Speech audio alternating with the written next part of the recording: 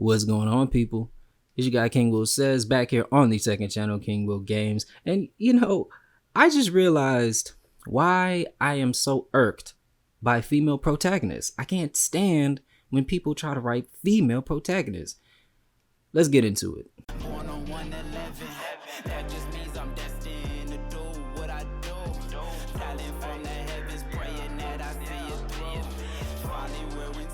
Alright, now I know that what I said in the beginning of this video sounds a little bad, so I'm pretty sure a lot of people are triggered and they have tapped off the video. But if you're still here, that means you are a sensible person, and that means that you will hear me out, okay? And that's good, that's a start. Because trust me, I am going to make this make so much sense.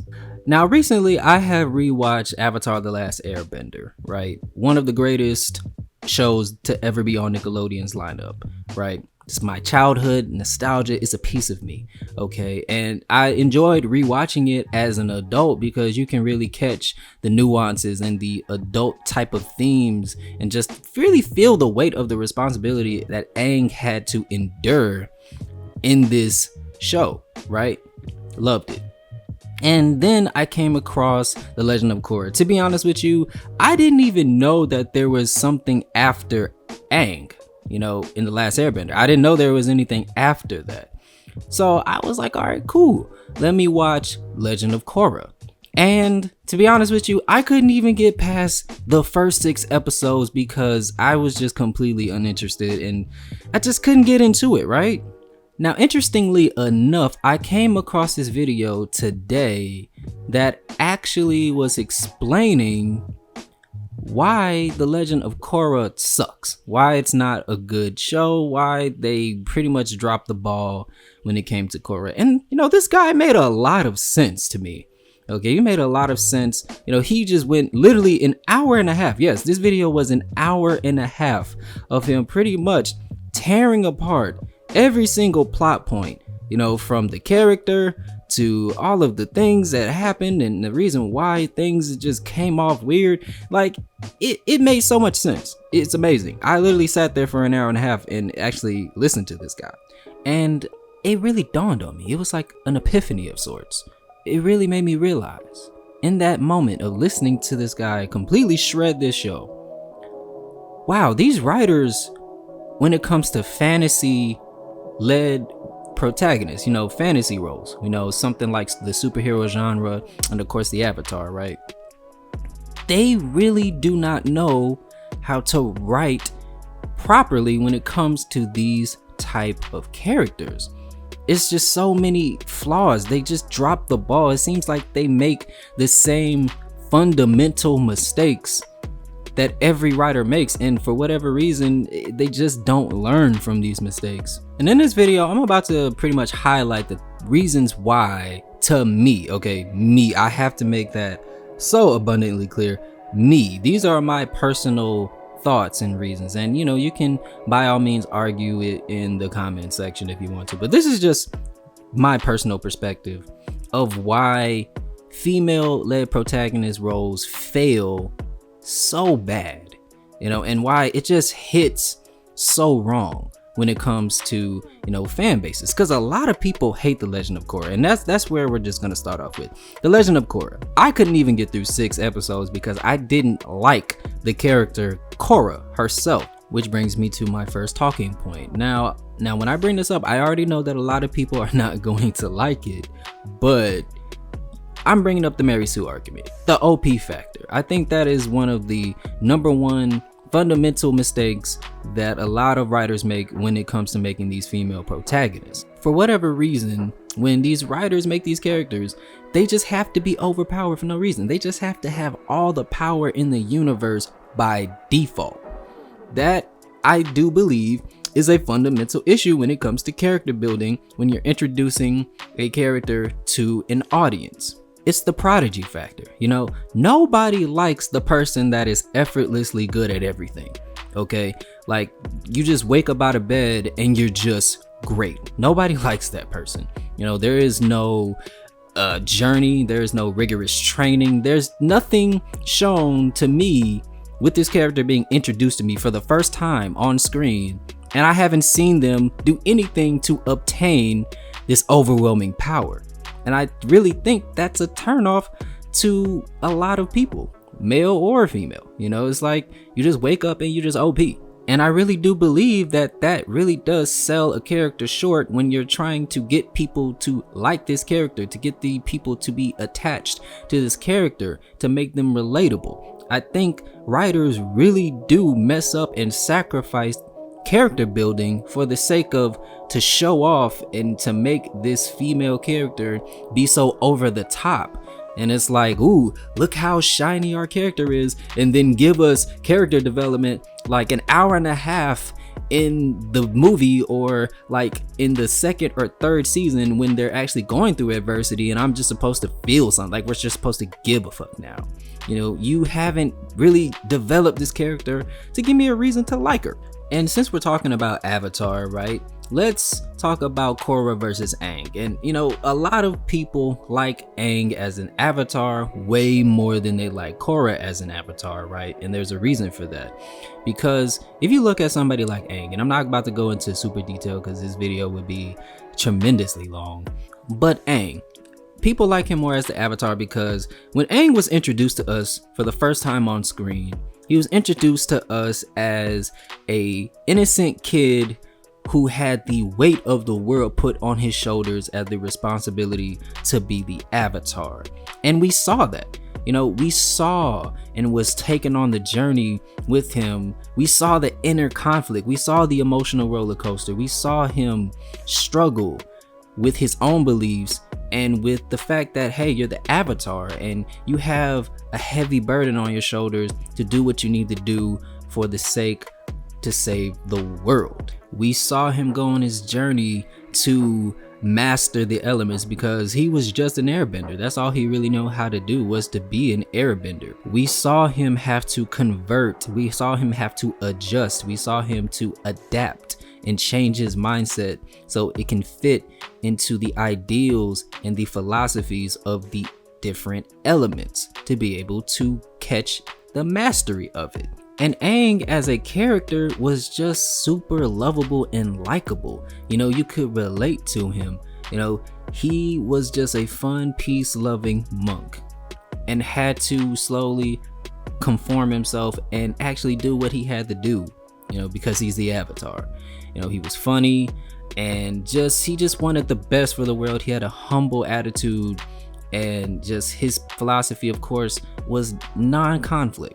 And we saw pretty much a scared little boy become a whole man because you had to man up to take out the Fire Lord. The Fire Lord was not playing with Aang as whatsoever. Like, that dude was a savage. But in comparison to Korra, no, Korra and Aang are literally night and day. They are nowhere near the same person, and that's fine. Of course, you want that parody. You know, you don't want the same character again, but the problem is, when we're introduced to Korra, she is a 5-year-old little girl. The White Lotus comes to the Water Tribe and they're looking for the next avatar. She literally bursts into the room, yells, "I'm the avatar," and then bends 3 out of the 4 elements. She is literally bending, and efficiently, I might add, to the point where she can do an entire demonstration. She is bending fire, water, and earth with ease at the age of 5. No formal training in the understanding of the philosophies and the spirituality that you have to understand to even bend these elements. She's just doing it, right? Which is completely wrong and shouldn't be happening because it goes against the lore that was established in the first show, which was The Last Airbender.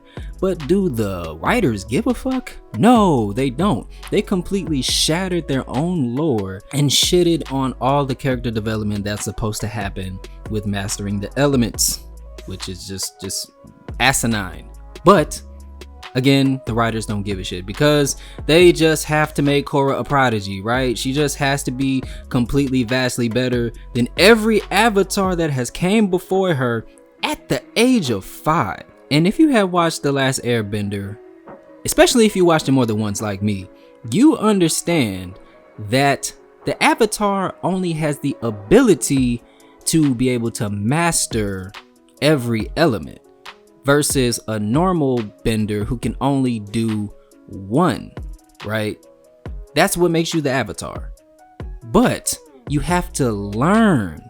You have to go through so much training, so much knowledge, and so many techniques to learn just to even remotely move a piece of element as whatsoever. But Korra doesn't have to do that. Now, as far as her water bending goes, I guess you can get some kind of pass with that because her natural element is water, because she comes from a water tribe. But even that is hard to give a pass to, because simply you look at somebody like Katara from The Last Airbender. Katara, in the beginning of the first season, she had no idea how to even water bend. Even though she was aware at the fact that she is a water bender, she had no freaking knowledge. She had no idea how to even bend water, really. And when it came to any time that she did water bend, it was completely on accident. You know, it wasn't controlled. She didn't really know how to even tap into it. She had to seek out her own formal training from a water bending master before she even became proficient and efficient with water bending. But you telling me that this damn 5-year-old just knows how to just do it? Hundreds of avatars that have came before Korra had to go through a journey. They had to go through learning the knowledge, the philosophies, the spirituality, to what it even means to bend an element outside of your own natural element. She just doesn't have to go through any of that, right? She just knows how to do everything. So all of that character building that is supposed to happen just doesn't happen. It gets bypassed. And then they fast forward from her being a freaking 5-year-old to a 17, 18-year-old. And you just find out really quickly that she's just not likable. Okay, she's not really likable. She's arrogant, she's cocky, she thinks everything is a game, and she just runs around looking for a reason to just tell people that she's the avatar. And thus why I couldn't get through 6 episodes of this show. And I'm probably never going to try to watch it ever again, because it just her character does not appeal to me. And that is the fundamental issue when it comes to these characters with these female protagonists, because these writers, they try to sit here and think that they can bypass and not do all the work that it takes to build a character up to be properly received, and then just try to force these little personality quirks on. Oh, she's quirky, she's funny, she has these things. It's like, you gave me no reason to like this character. I don't care how many quirky things you add about her. I'm not about to like her because you're not giving me a reason to. She's powerful and OP for no freaking reason. And that's the problem with these modern day female protagonists. That is the issue. They're missing the respect factor. They're missing that one fundamental element of being a human. The human element, which is earning everything that you have. Nobody respects the person that does not earn what they have.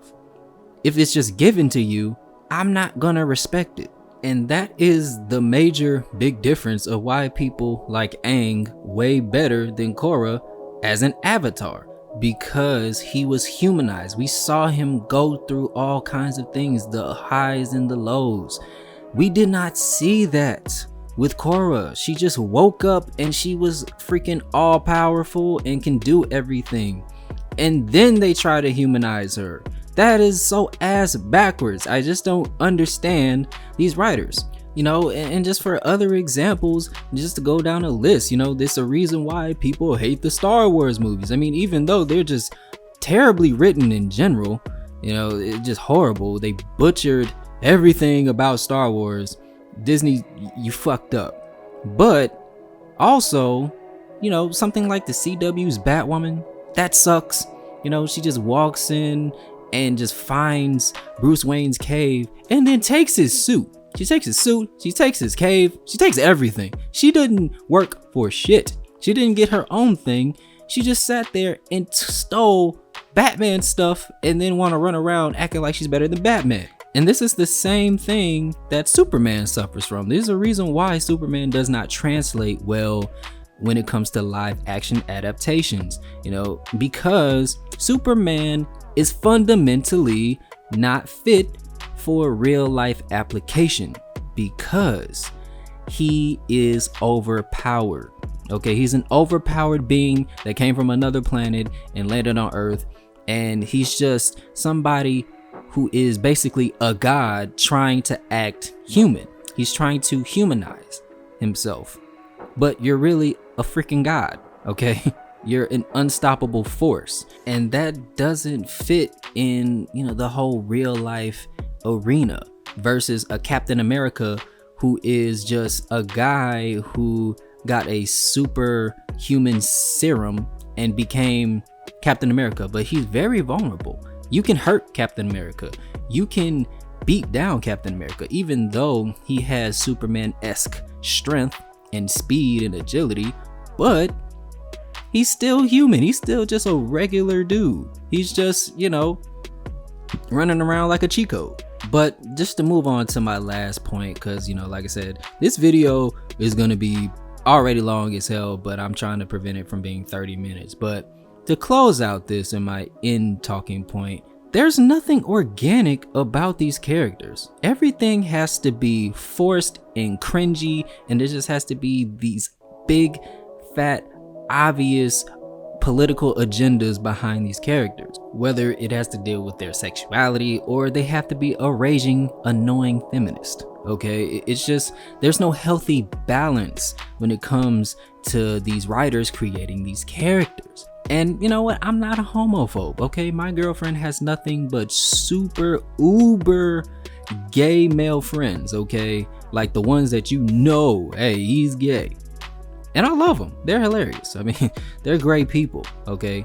But the problem is, and this guy actually made a really good point in the video that I was watching, is that I too also hate these writers when they want to sit here and act like, oh yeah, we're just so pro LGBTQ plus guys, hey, we support you, and then only show like 0.2 seconds of some sexual fluidity, or it's like out of place, or they go overboard and they make it too gay. Okay, it just gets really weird, and it's just these super reinforced scenes where it's just super gay and too intense, and it just turns off the entire general population and pretty much alienates everybody else who is not a part of that type of group. So it's like they never can find a balance. Like, look, first of all, we really don't care about our heroes' love life. We really watch for the action and like the super crazy scenes. Like, that's what we watch this stuff for. But if you're going to add love into this, please do it in a tasteful way where it's just a good balance. And last but not least, the whole raging feminist thing, like balance. Like I said, we're talking about balance here. It's like, why does she have to be a annoying, obnoxious feminist? Okay, nobody likes that woman. Nobody likes that chick. Nobody likes the super crazy radical feminist chick that just has to always try to trample the patriarchy. Nobody gives a fuck. Nobody wants to see that, which is another issue that I see with these writers, because they, for whatever reason, think that feminist propaganda is a good thing to put into a film with most likely your predominant audience is male. So I don't understand why they think that's a good idea, but it's not. Stop doing that, okay? Stop doing that shit. All right, that's not going to attract really anybody. There's women who don't even like the obnoxious feminists, okay? So just stop that and just make a good character. Stop with the stupid agendas. Just make a good character. And I will leave this video on this note, on this last example. There's a reason why Wonder Woman hit and was so successful the way it did for DC in theaters a few years ago, right? Because Wonder Woman did everything right. They cast it great, even though people didn't think that Gal Gadot could pull off Wonder Woman, because she's more on the slim side. She's not, she doesn't have that build like Wonder Woman does from the animations. But she nailed it. Great casting. And you know what? Even though they had every single opportunity to shove feminist propaganda down our throats, they didn't. They were smart. All they did was focusing on the fact that Wonder Woman is a strong hero. They presented a strong hero. They didn't make it about gender per se, because, you know, she did come from an all-female island, okay? But she was just a good character. It was good plots, great character building for Wonder Woman, and she didn't have to shout to the world that, oh, I'm a woman and hey, I'm just as good as Superman at saving people. No, she just went out there and did her freaking job as a hero and looked gorgeous while doing it. So I'll just leave it at that. You know, if you have stuck with me this long at the end of this video, appreciate that. Hit the like button, slap the subscribe button, and until next time, I'll catch you guys on the next one. You go into the comment section and let me know your thoughts.